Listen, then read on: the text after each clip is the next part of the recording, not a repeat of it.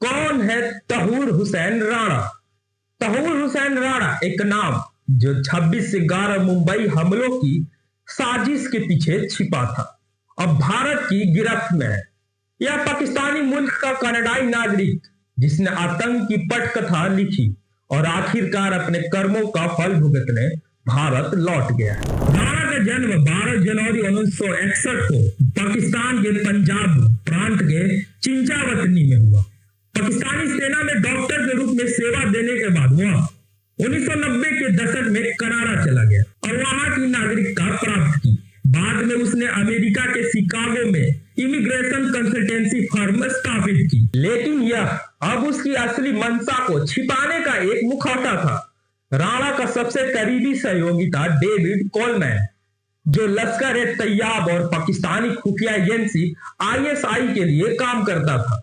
Headley ने मुंबई 26 से 11 हमलों की योजना बनाने के लिए भारत में विभिन्न स्थानों की रेकी की और राणा ने उसे इसमें मदद की।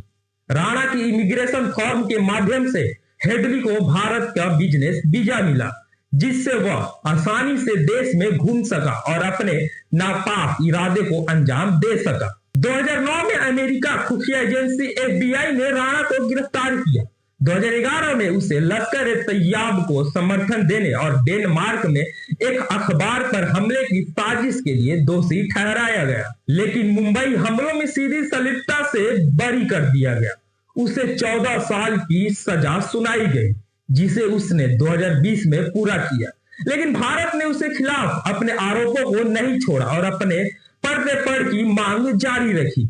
अमेरिकी सुप्रीम कोर्ट ने जनवरी 2025 में राणा की भारत पर्दे के खिलाफ दायर पुनरीक्षण याचिका खारिज कर दी। इसके बाद अमेरिकी राष्ट्रपति डोनाल्ड ट्रंप ने फरवरी 2025 में प्रधानमंत्री नरेंद्र मोदी के साथ संयुक्त प्रेस कॉन्फ्रेंस में राणा की पर्दे की घोषणा की।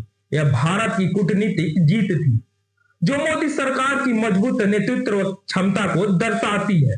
अब राणा को भारत लाया गया है और उसे NIA के मुख्यालय में ग्राउंड फ्लोर पर बनी हाई सिक्योरिटी सेल में रखा गया है।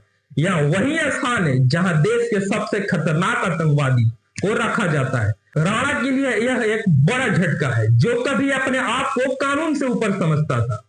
आगे की प्रक्रिया में NIA राणा से गहन पूछताछ करेगी। इस पूछताछ का मकसद न केवल 26 से 11 हमलों की साजिश के अन्य पहलुओं को उजागर करना है, बल्कि पाकिस्तान के खुफिया एजेंसी ISI और लश्कर ए तैयब के साथ उसके संबंधों की गहराई तक पहुंचना भी है। राणा के बयान से उन छिपे हुए चेहरों का पर्दाफाश हो सकता है जो अब तक अंधेरे में थे। राणा का विशेष NIA अदालत में पेश किया जाएगा, जहां उसके खिलाफ मुकदमा चलेगा। अभियोजन पक्ष उसके खिलाफ सबूत पेश करेगा, जिसमें अमेरिका से प्राप्त दस्तावेज, हेडली के बयान और अन्य खुफिया जानकारी शामिल होगी। राणा के पास अपने बचाव में वकील नियुक्त करने का अधिकार होगा, लेकिन उसके अपराधों की गंभीरता को देखते हुए न्याय की देवी की तलवार उसके सिर पर लटक रही है। मोदी सरकार की दृढ़ नीतियों और कूटनीतिक प्रयासों के परिणाम स्वरूप आज राणा भारत की धरती पर है। यह आतंकवाद के खिलाफ भारत की लड़ाई में एक महत्वपूर्ण मील का पत्थर है। राणा जैसे आतंकवादियों को यह संदेश मिल चुका होगा कि भारत अपने नागरिकों की सुरक्षा के लिए किसी भी हद तक जा सकता है। राणा की गिरफ्तारी और पर्दे से स्पष्ट हो गया है कि आतंकवादियों के लिए अब दुनिया में कोई सुरक्षित ठिकाना नहीं है।